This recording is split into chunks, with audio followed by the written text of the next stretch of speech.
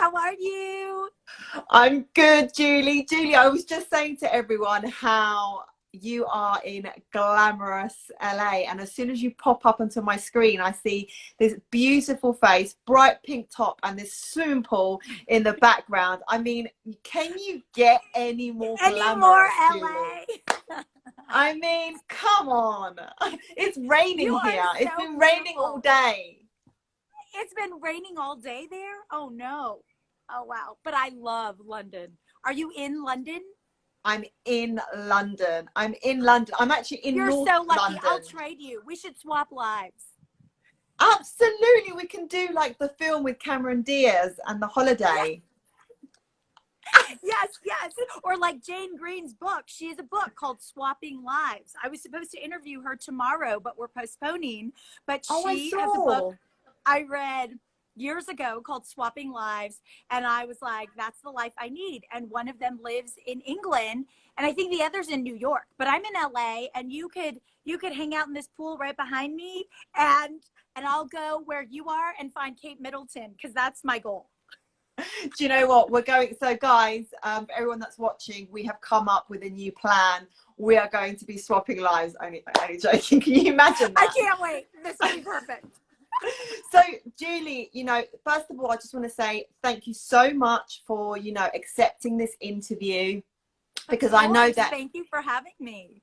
everyone's time is, so precious, and, you must be grateful when someone decides to share their time with you.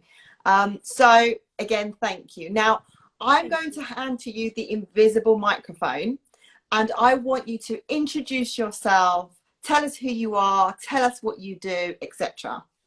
Okay, great. Well, my name is Julie Chan, and oh gosh, I feel like I've lived 1,000 lives. So I am married with 3 children. I have 3 daughters. They are now 15, 13, and 10 and a half, going on 20 really.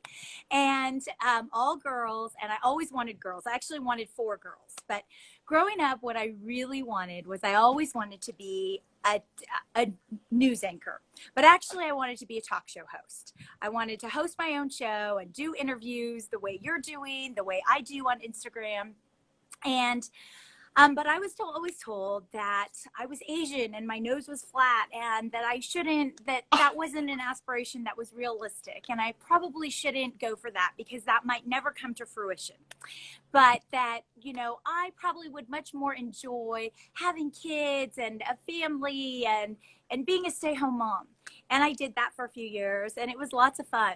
But it was all thanks to Prince William and Kate marrying that I had never been enamored with the royal family until he was actually choosing a commoner, right? I guess in England you call it an upper middle class, but still a commoner, really, right? And I just was so enamored by the fact that, I had these 3 daughters who always loved to play princesses, and actually a commoner could really become a princess. So I hosted an all-night royal wedding party when Prince William married Kate.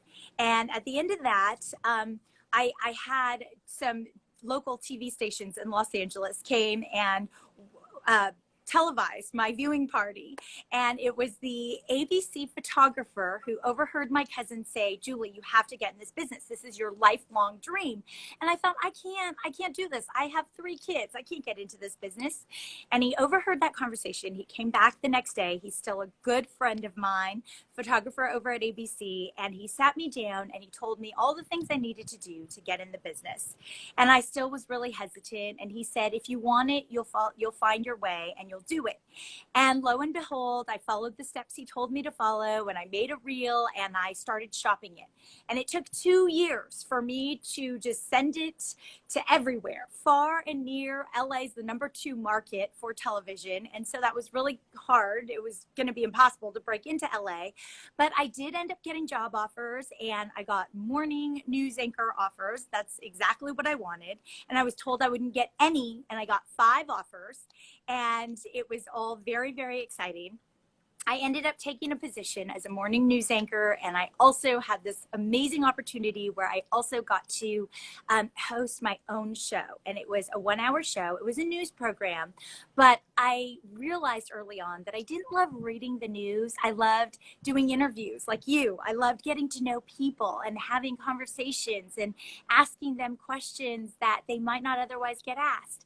And so I found my niche in being able to do that during the 1 hour show that I produced and hosted. And it was a dream come true for me. And I did that, and it was amazing. And I actually lived away. I was always planning to bring my kids, but that didn't work out. And so I commuted home to Los Angeles every weekend, and my husband mainly raised the kids during the weekdays, and I did it on the weekends, and I also hired an au pair. So it was really about being really resourceful, but also following a lifelong passion and dream. And I really do believe that we come into the world just having these visions of what we want to do and what we want to become and how we can make our mark on the world. And we have to follow that. There were so many things I did before that, right? I sold real estate, I worked in marketing, I did all these things, but they didn't fully speak to my heart and my being, and it just wasn't where I really was. And so I loved that job, but it really wasn't conducive for my family. And I didn't love news because I love people and I love learning about their stories and the inspiration. And so I came back, and I had networked a lot while in that job. So I do believe networking and communicating and getting to know people is the most important thing we can do for ourselves, because people, everybody has a different talent, expertise, and everybody knows like at least 10 more people. And people want to help people. You and I for sure want to help others, and others want to help us too. And so through LinkedIn, I met a lot of people, and it was really just through social media, LinkedIn and Facebook and all these facets, that I so, my dream show is live with Kelly and Ryan, right? And so I've always known who that executive producer was. It's Michael Gilman. And so every time I work on a show, I always have my Gilman. You'll be my Gilman, the producer guy who has my back. And so his wife was writing a book called Class Mom. She had just finished it, and I had been in New York and was going to miss her book talk by a day. So I reached out to her on social media because I had been all over social media. And so now I had a lot of connections in the TV world in New York. And I reached out to her and I said, hey, if you're ever in Los Angeles, I would love to host you for a book talk.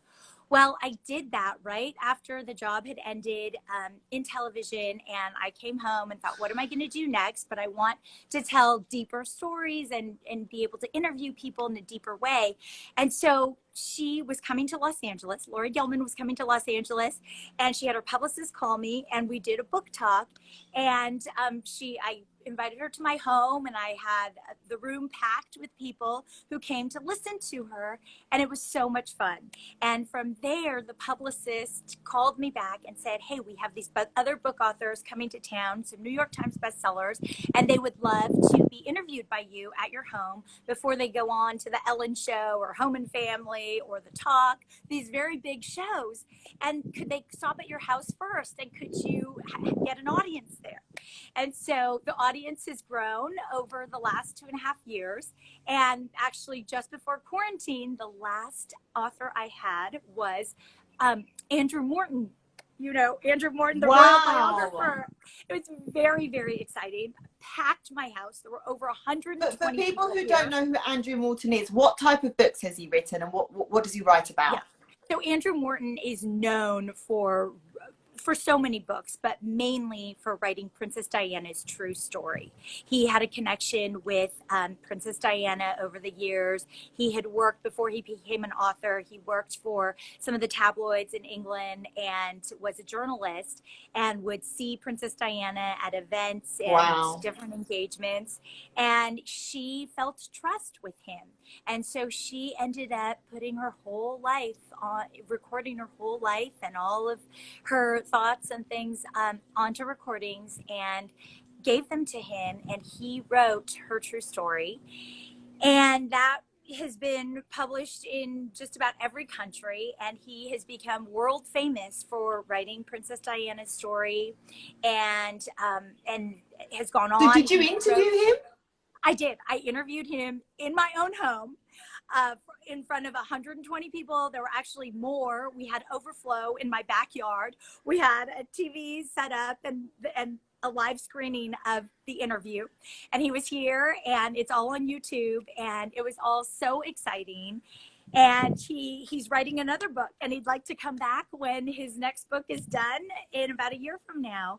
And he is wonderful, and we've built a friendship, and he's just been great. But it's just really fun for me to have this opportunity to interview authors.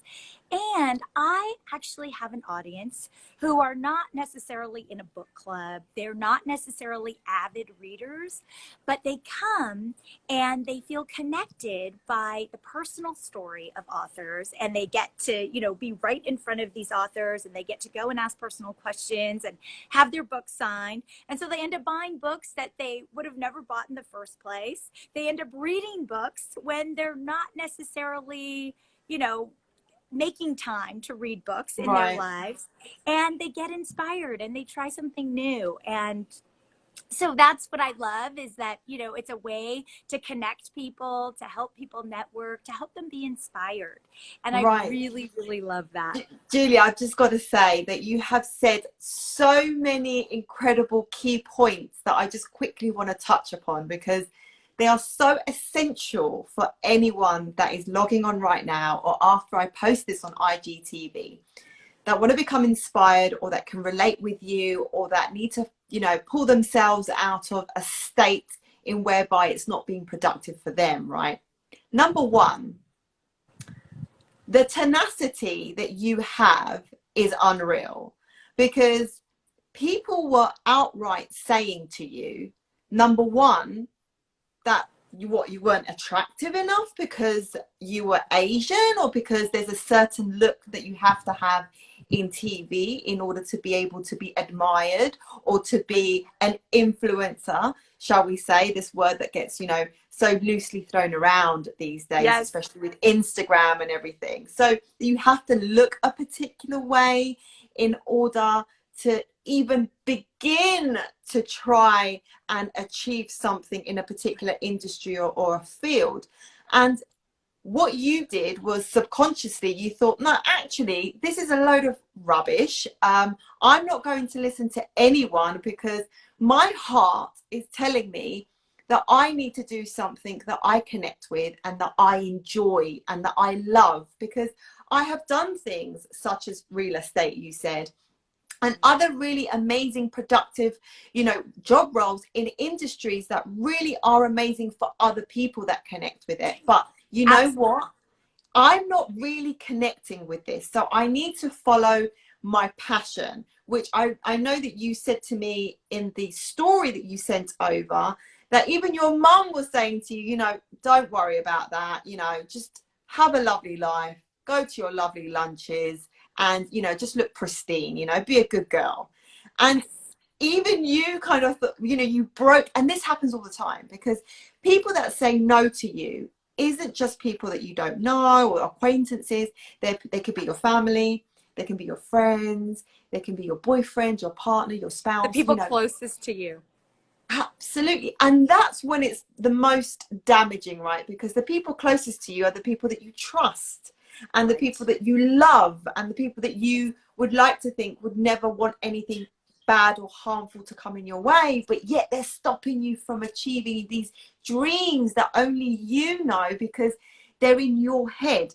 And what's funny is that I am doing a masterclass, and it's to do with Napoleon Hill. If you know books, and I'm not sure if you've heard of Napoleon Hill. Yes, I do have that book. I'm obsessed. So he's even done a YouTube video for back in the day, because obviously he's not alive anymore. This was in the 1930s. Right. And it's the 17 principles to achieving the key to riches.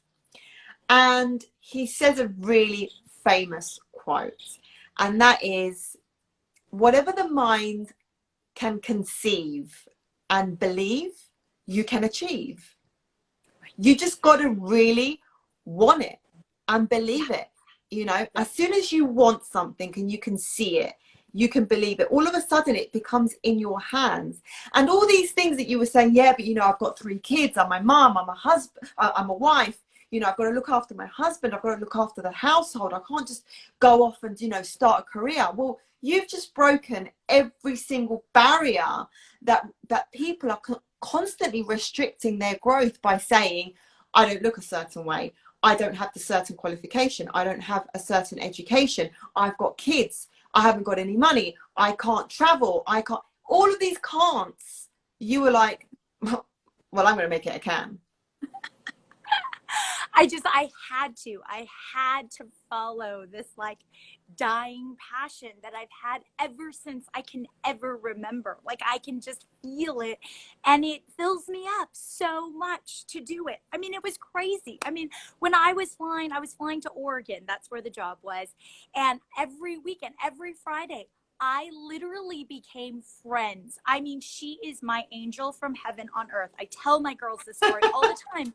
The gate agent, literally, I would call her every Friday as I would fly down the mountain from my job at the top of this mountain to get on a flight. And she literally held the flight. I mean, a United Airlines gate agent would hold the flight for me every Friday so that I could get on the flight to make it Wow, home that's just giving me Friday evening. goosebumps. It was insane. It was amazing. I mean, she literally did something so far and beyond, so priceless. Not only that, there weren't direct flights from where I was in Oregon to Los Angeles, so I had to take a connection in Oakland. Well, if you know Oakland Airport in California, up in the Bay Area, they are notorious, I learned, for delaying flights because of fog. So Right. she would put me on every connecting flight so that I would at least be on one of them, and I would be running across the airport from one terminal to the next because they of course were not all next to each other, trying to hop on a flight. But she did everything in her power to help me get home as soon as possible every Friday. So it's like, and these kinds of things, like I share that because that is part of like the connection, you know? It's like people are there to help you if you connect with them and you let them know what you're going through and what you're doing and how they can help. And I had tons of gratitude, obviously. You know, I brought her gifts and things and treats constantly. And I hope that she always knows like what a difference she made in my life and in my kids' lives. But you do realize that what happened there was your power of wanting something so much that the universe and energy were working with you in order to make things happen, because that's what happens, right? As soon as you have a definite purpose, as soon as you know and you say to yourself, I'm going there, I'm going to do X, Y, and Z, and I'm going to make it. And I'm cry, please do it, release it. This is beautiful. This is what I love about these interviews. They're so raw. I love it. So Yes. what you actually did was that your passion and your drive, that fire in your belly, right, of Yep. all the no's and all the negativity, you literally converted it into a ball of fuel, of petrol for your car. And you were like, I am going to go and get what's mine. And what happened was that literally the universe was like, okay, well, she wants it, so let's help her, right? And Yeah. literally you were being guided in order for you to fulfill what you had definitely said to the world, Right. to life. This is what I want, and Yeah. I'm going to stop. It doesn't matter if I get 100 no's. I know that all I need is one yes. That's right. That's right. That is so true. And fast forward to what I'm doing now. You know, over the last 2.5 years, I've hosted authors in my private home. And it's been great, but you know, that's hard to sustain. It's hard to do too many because it's at my home and, you know, I got to clean up and all this prep work goes into it. And so they'd be like once a month. And it was like, how am I going to grow this? How am I going to meet more authors? How am I going to interface with more people? And it was like, okay, I'm, you know, paying for video and putting these on YouTube, etc. And then we went into COVID and I suddenly had time. By the way, like I would fill my days with, you know, so much stuff. I have 3 kids. I'm carpooling them around. I'm doing this. I'm doing that. I'm meeting up with friends. I'm trying to, you know, figure out the business part, all this stuff. I wear so many hats. And it was like, I need to stop the carpool. I need to stop time so that I can think and like figure out where this business is going to go. And suddenly COVID happened. And this is so selfish and crazy to say, but it's No, some parts of me are like, say oh it. my gosh, did COVID happen so that I could get stuff done and I could Yes. figure this out? And it's been truly amazing. I mean, I pray for all the sick people and for, you know, everyone who's had a loved one suffer from this. And of course, that's awful. But I feel so incredibly blessed, and getting on Instagram and doing interviews every day like you are. I mean, it has literally been a godsend. Like, I am loving it so much. It's just, it fuels me so much. It's exciting and engaging. It's so And meeting so many rewarding. authors is so rewarding. It's so rewarding to just learn about other people, because I have this in common with you. Like, I love people. I just do. I find them fascinating. Everyone is different, right? Like, there's no other Julie Chan and there's no other Joanna Lopez ever in the whole world, in the whole entire world, in all the countries. So every single person is unique, and every single person is on a journey and facing their own trials and tribulations, right? And for me, and has a story to share, and we can all learn and feel like empathy and feel connected, and like people understand us, and we're not the only one alone having these moments. Right. And you know what? Yesterday, I had an interview with a real special girl, and she's been in the public eye for many, many years, since she was about 22. And her grandfather was, because he passed away, he was extremely famous for a show that he did. And, you know, she was entwined with all these various celebrities, and she had to deal with a lot of scandal. And unfortunately, you know, there was a lot of alcohol involved and, you know, drugs, etc. So she had to go to rehab, right? And she said that one of the things that they teach you in rehab, the first thing they make you do is get a pen and paper and write your story, right? Because there's something so healing about when you actually sit down and you slow down your video of your life and you start writing things down. You start remembering things. But not only that, what happens is that you start to actually see yourself, how far you've come, and obstacles that you didn't want to acknowledge, and you've put them in the back of your mind, that you actually did move forward. And you can sit back and actually think, how did I do that again? Oh, okay, so if I've done it once, then surely I can do it again. And the power of being able to interview so many women is that all of these various journeys, when I speak to them, they're all helping me and everyone on this platform that comes in and joins in on how to, you're not alone. Yes. You're not alone. Yes. Right. Yes, I agree. When you and I do these interviews of other people, I know for me, I am so filled up and I learn so much, and it helps me understand what I've been through, what I'm going through, what the potential future is. It's so rewarding on so many levels.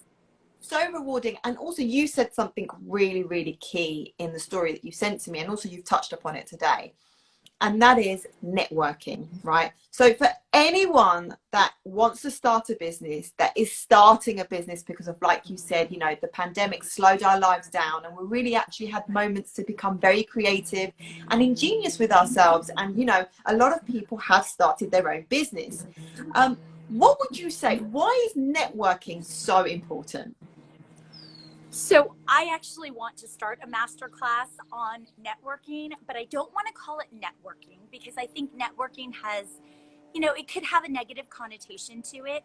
But I do think that connecting with people and allowing yourself to share yourself and to get to know people is the absolute number one most invaluable thing we can do for ourselves. And I tell my daughters this all the time. It is the connections you make, it is the people who you know and who know you that will want to help you. Everybody, as I've said earlier today, like, everybody wants to help everybody, but if you don't put yourself out there, people don't know you. They don't know what you're about. They don't know what you want. They don't know they just don't know you.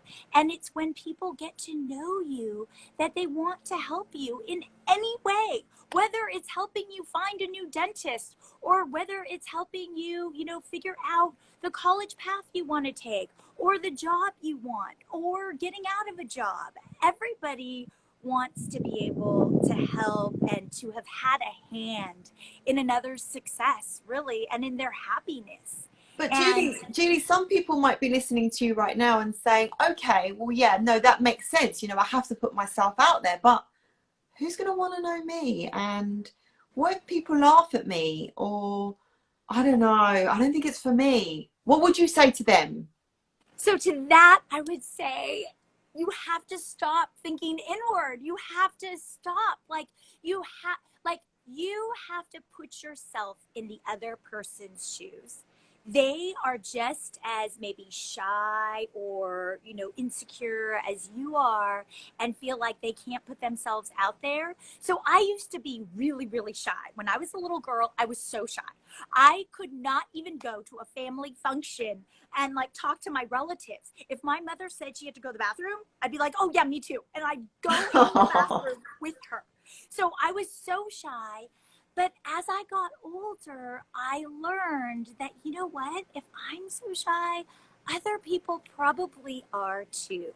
And so what does it hurt me to put myself out there? And this was really hard for many years. I was an only child for the first 10 years, and we'd go on trips, and I just longed to play with somebody at the swimming pool, at the hotel.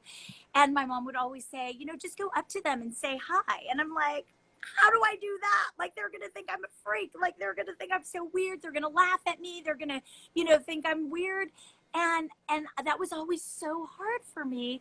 But by the time I got to, I think it was high school, I realized, and I also moved schools a lot growing up.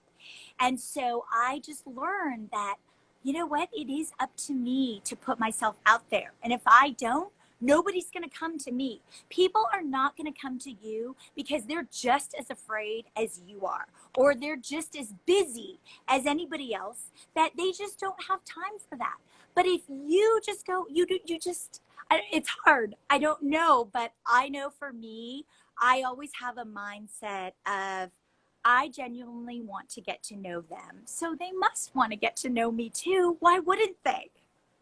Right. And it really is a state of mind. It's a mindset, and it's to do with confidence. And if you feel that you're lacking in confidence, I think one of the best things to be able to work on that is self-investment, right? Reading books, going on YouTube. The technology nowadays is so incredible. You could literally type anything into Google, and it literally gives you hundreds of websites and how to. YouTube there's videos, instructions to everything. Instructions on how to paint my nails during the quarantine when I couldn't go to the nail shop. Literally everything. So I think that if anyone that is watching this does experience a tremendous amount of shyness and timidness, then invest in yourself, okay? Whatever it is that you're feeling, understand it, read books about other people, about what they're doing. And what actually happens is that all of this gets stored into your subconscious. And then you realize that actually you have a lot of value, okay? We're all really valuable people. Does. Right. Everybody does, and they have to be able to share. But I think your other point is really important too, which is to journal. Or you talked about the person you interviewed yesterday. Yes. I think that journaling is so great. I journaled a lot when I was younger, and then I got married and had kids and didn't have time to journal anymore. And I've recently gone back to it, actually during COVID. And it is so wonderful, and it's so helpful. And it, even if you don't go back and read your journal, which I usually don't, it's in writing it. It's in the time it takes to write out your thoughts, that you are given that time to think about your qualities, your strengths, your weaknesses, and what you want to do and become, and how you can contribute. I think there is something so magical in a pen and paper. Every word has this this magical sparkle that just goes flourishing in the sky and in the air that you can't see. And it really does help to be able to understand you. And I think that you are the most important person in this whole world that you need to understand, and that you need to have a fantastic relationship with. That, you know, you can't give power to anything, you can't control anything rather, but you can control yourself. And that's Exactly. really important, don't you think? Right, right. And the way we control ourselves and give ourselves power is to feed our own souls, right? I'm just learning all of this. Honestly, COVID has taught me so much. I have had so much time to learn, to listen to my own heart, and to really follow that inward guide of what I really want and what fills me up. It's so important. Julia, I have to ask you, obviously you interview so many wonderful, creative, inspirational, intelligent authors, but what would you say, and don't say the Princess Diana book, but what book would you say for you is a must read and you recommend everyone to read it, apart from Princess Diana, which I know is fantastic? Yeah. No, oh gosh. Okay, I have to say that there are a lot of books that There are so I many. there are really so many. I especially love one author, one of my early authors that I had, and I actually recently interviewed her again, but I love the title of her book. It's called How to Get Shit Done. I love the title, How to Get Shit Done.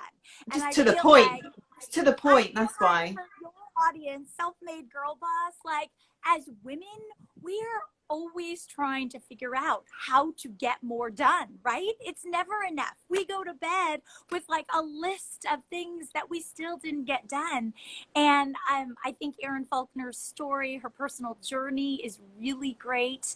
But I love the title. I also love that the book is very to the point, and it's very, it highlights and bullet points out exactly, what you should do. She talks about the pop effect, and she talks about your passion, and it's just really great reminders. I think a lot of the book, we know all of these things, especially for self-made girl bosses, right? We know so many of these things, but they're always great reminders, like, yeah, you're doing the right thing, you're following your passion, you're listening to your soul, you're taking time out for yourself, all the things we've just talked about. So that's one that I love. Have you I interviewed her? Yes, I have. I've interviewed her at my home, and I've also interviewed her online. She was one of my first interviews when I started during Amazing. COVID. She's really great. There are so many books. I mean, as far as novels go, they're just like so many of them have such great, wonderful stories. And I especially love the ones where I can like see a piece of myself. And that's where I really love Jane Green books, who Oh, I I talked about at love the Jane beginning of this Greenberg. conversation. And Jane Green is from England, right? She's British. And I love England too. Oh, So you it's love so England. perfect. You I definitely love love England. England. I love it. And I hear school is back in session there. Like kids are actually going to school in England. Is this true? Yeah, so Do you know? slowly, not all schools, and they're Well, introducing like classes until eventually, but it will never be like all the classes in one time. I think they're going to chop and change days so that obviously we don't have so many people in, within one each right, other's space. right. Confined in small spaces. Yeah. Well, I told my kids that if their schools don't go back, then we might be moving to England, which I've always wanted to. So that's perfect. But I don't think you'll enjoy the weather. Look behind you. You've got the sun. You've got the sun. I mean, I Oh don't know, no, I Julie. always say weather's Careful what not a you factor. wish for, because you're I too connected with energy. Everything that you say manifests. Well, we'll see then, because being Kate Middleton's friend is my ultimate goal. You never know. You never know. Julie, I want to ask you another question, and that is, throughout your life, who has been your most valuable mentor? That's good. So I will say I have been really fortunate in that I have had many friends and mentors and people who have come into my life at just the right moment. And I think that goes back to part of my ability to be open. And I mean, I wear my heart on my sleeve. So, you know, when I meet somebody, I am willing to share all. And sometimes that bites me. You know, sometimes people didn't want to know everything, or they, you know, it makes them feel something in some way and it doesn't turn out to be a good relationship. But I think because I'm able to share a lot, you know, I am able to find people that I really connect with who can mentor me. I would say that right now, at this time in my life, a really big mentor for me, and I don't know that she knows this, but she is my neighbor, and she's older than I am, and I've known her for many years, and she's always been there. She's always been a good neighbor. She's a neighbor and a friend, and truly she is a mother to me. And she just, as I get to know her, because we have more time in COVID, and because she reads so many of the books of the authors that I interview, and she will watch so religiously every day and so committed, and she will give me Aw, feedback every day. I mean, wonderful. truly, she is like an angel from heaven on earth, and my neighbor and a mother figure. I mean, I feel so incredibly blessed.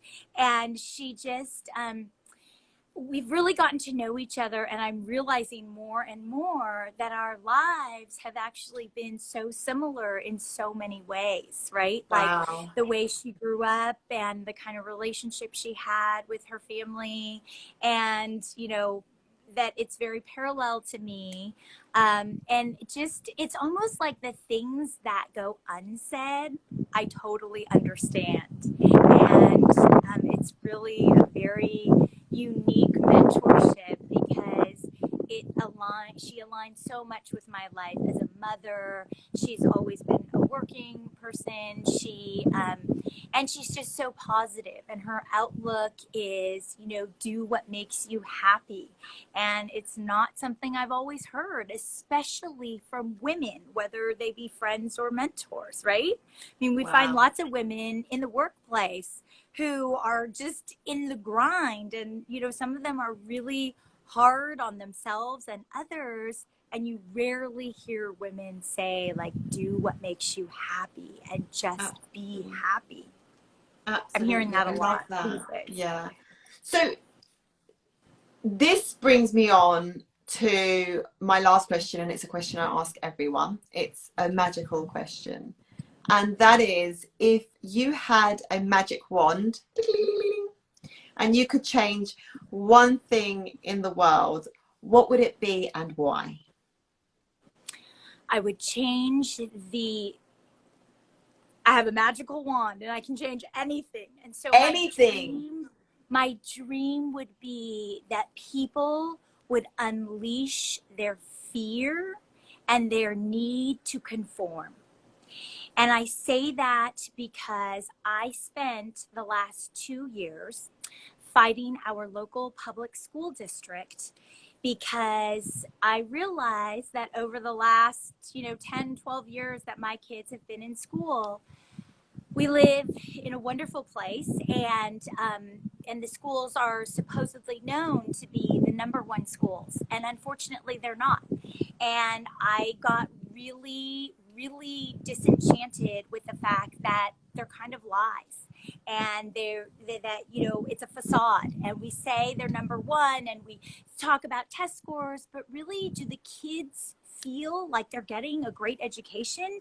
And we say they're getting art and music and science, but are they? To get it 4 times a year is not to be getting it. And so I just, as I learned more and I understood more of what they were saying the children got and what they were actually getting and what was happening every day in the school, I became more and more upset and disheartened. And, you know, I felt like we were being sold goods that weren't happening. And a lot of parents don't have time. They're really busy with work, and they don't have time to hear their kids, to know what's actually happening every day, but they trust. And I think that a lot of times maybe we overtrust. But ultimately, in the fight against the school, what I learned was that people appreciated the voice. People appreciated that I was asking the questions and wanted honesty and truth, yet they didn't want to be known themselves. They didn't want to ask the questions themselves. They didn't want to be part of a petition. They didn't want their name anywhere that could potentially harm their child, because they were afraid that their child might not be invited to birthday parties, or the That's teacher right. I was might just be calling about mean. keeping up with the appearances. Yes. And really, like, I've always known that.